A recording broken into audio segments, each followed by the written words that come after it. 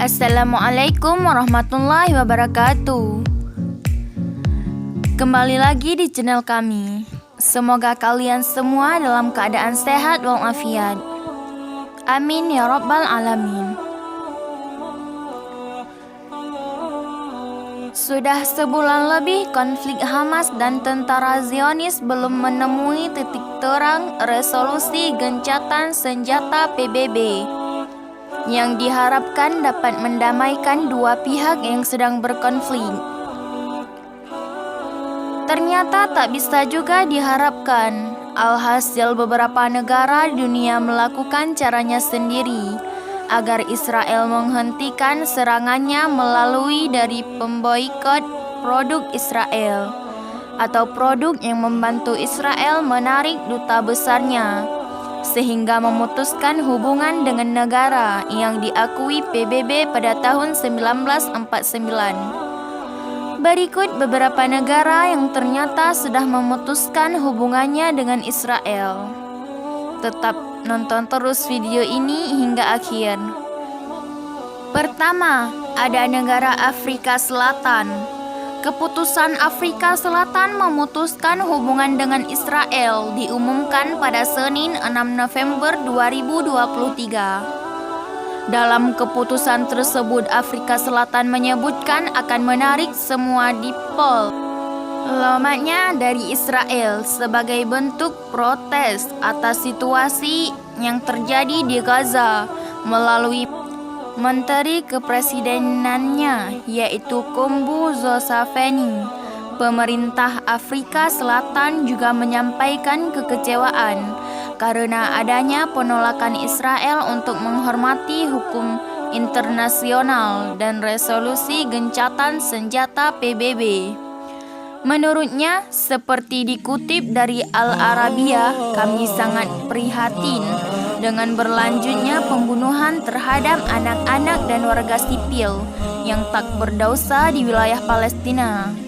Dan kami yakin hukuman yang perlu diberikan atas Israel adalah hukuman kolektif.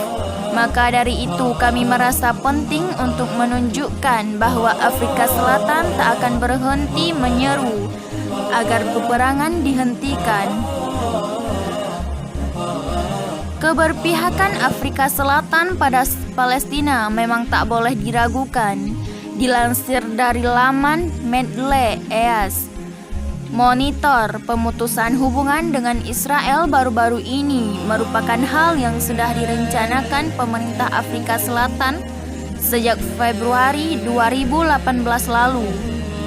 Rencana tersebut bahkan bukan hanya memutuskan hubungan dengan Israel secara diplomatik, namun mengajak seluruh warga Afrika Selatan untuk memboikot apa saja yang berkaitan dengan negara Zionis itu. Selatan Afrika ada juga negara yang dari benua Amerika, tepatnya Amerika Selatan, yakni Bolivia. Bisa dibilang negara Bolivia adalah negara pertama yang memutus hubungan diplomatiknya dengan Israel. Bahkan kebijakan Bolivia ini menjadi teguran bagi negara-negara Arab yang masih diam, padahal memiliki tanggung jawab besar kepada warga Muslim Palestina. Bolivia sendiri memutuskan hubungan dengan diplomatiknya dengan Israel sejak 31 Oktober 2023. Kebijakan itu disampaikan langsung oleh Wakil Menteri Luar Bolivia Freddy Mamani dalam sebuah konferensi pers, yang mana alasan Bolivia memutus hubungan diplomatik merupakan bentuk penolakan dan kecaman atas serangan militer Israel yang agresif dan semakin tak masuk akal. Selain itu, Bolivia juga menyerukan gencatan senjata dan di akhirnya blokade yang mencegah masuknya makanan, air, dan elemen penting lainnya bagi kehidupan warga Palestina yang terdampak. Sebab Marianela Prada selaku Menteri Kepresidenan Bolivia menyebut bahwa pihaknya akan mengirim bantuan kemanusiaan ke Gaza. Menariknya, pasca Bolivia memutus diplomatiknya dengan Israel, negara terpencil itu seakan-akan membawa angin positif lantaran dua negara Amerika Selatan lainnya, yaitu Chile dan Kolombia, juga dibakarkan memanggil duta mereka meninggalkan Israel. Kabar itu dibenarkan oleh dua pihak tersebut dengan alasan yang tak jauh berbeda. Untuk alasan kalau sendiri secara langsung disampaikan oleh sang presiden Gustavo Petro melalui media sosial, dengan mengatakan bahwa jika Israel tidak menghentikan perbantaian terhadap Palestina, maka kita tak bisa berada di sana. Untuk Chile, Presiden Gabriel Boric, sebagaimana dikutip dari Alpis, menyuruh upaya berlipat ganda untuk mencapai gencatan senjata dan negara mengirimkan bantuan kemanusiaan ke Gaza. Pasalnya, menurut Boric, anak-anak yang dibunuh tiap hari di Gaza oleh negara Israel yang dipimpin Netanyahu bukanlah korban tambahan dari perang melawan Hamas, melainkan korban utama mereka, termasuk warga sipil yang tak bersalah maupun perempuan dari benua Amerika. Selanjutnya ada negara tetangga Palestina, yakni Yordania. Menjadi negara tetangga Yordania tentu mudah untuk memberi segala jenis bantuan kepada warga Palestina.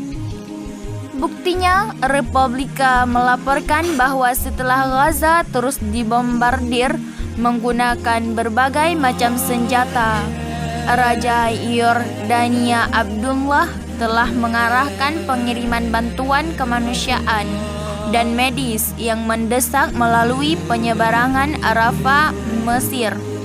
Memang dalam hal kemiliteran, Yordania adalah salah satu di antara sekutu Amerika Serikat di Timur Tengah. Namun untuk urusan kemanusiaan, pemerintahan Yordania tak akan tinggal. Dia tak heran selain mengirim bantuan, Yordania juga telah menarik duta besarnya dari Israel. Menurut pangkuan pemerintah Yordania, berkeputusan itu adalah ekspresi penaklukan dan kecaman Yordania terhadap berkecamuknya perang Israel di Gaza yang menewaskan orang-orang tak bersalah dan menyebabkan bencana kemanusiaan yang belum terjadi sebelumnya. Sikap Zionis Israel sebulan terakhir ini memang sangat sulit diterima oleh akal. Saking sulitnya, negara-negara yang boleh dikata memiliki hubungan baik dengan Israel dalam 3 tahun terakhir justru dibuat geram setelah karakter asli mereka kembali terlihat.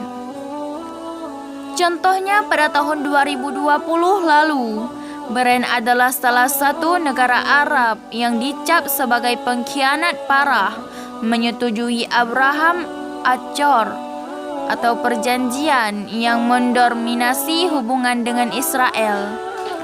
Namun perjanjian itu sepertinya memberi penyesalan kepada pihak Bahrain setelah melihat kondisi Muslim Palestina saat sekarang ini.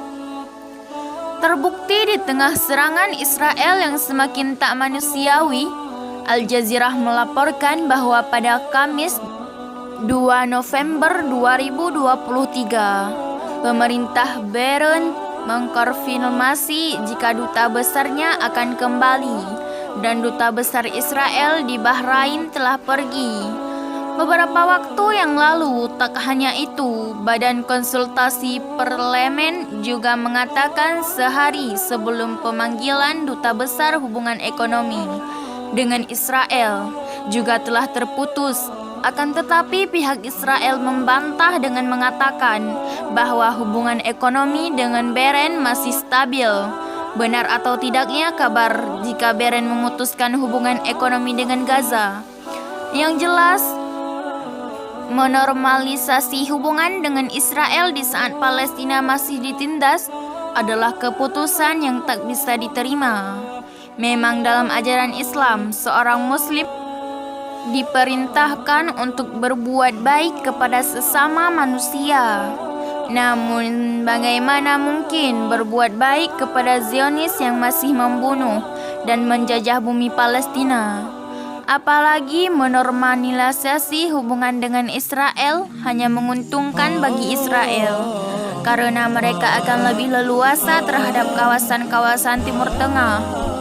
Keputusan menarik dibus dari Israel atau memboikot produk apapun yang memberi dana kepada para Zionis itu memang merupakan langkah yang paling benar, meski dampaknya tak terlihat secara signifikan. Namun aksi atau kebijakan seperti itu tetap harus dilakukan sebagai bukti perhatian kita terhadap isu kemanusiaan di Palestina. Bisa kalian lihat sendiri, setelah aksi pemboikotan terhadap produk Israel atau produk yang terafiliasi dengannya terus digaungkan, banyak perusahaan yang mulai merasa ketar-ketir karena berdampak buruk pada saham mereka. CNBC melaporkan beberapa perusahaan itu diantaranya adalah Starbucks yang harga sahamnya turun menjadi 1,4 US. Dari kemudian saham McDonald's yang semakin memburuk setelah jatuh ke level terendah sejak Oktober 2022. Secara keseluruhan dampak dari gerakan boikot yang telah meluas. Baru-baru ini belum ada laporan kerugian yang diderita Israel, akan tetapi kita bisa mencermin dengan aksi boikot pada 2018 lalu, yang mana Al Jazeera melaporkan bahwa akibat aksi boikot di tahun tersebut, Israel berpotensi mengalami kerugian hingga 11,5 miliar US dolar atau setara rupiah 13 triliun. Dari 7 Oktober 2023 hingga saat ini, Israel terus menutup mata dan telinga, seolah-olah apa yang mereka lakukan kepada warga Palestina adalah hal yang benar.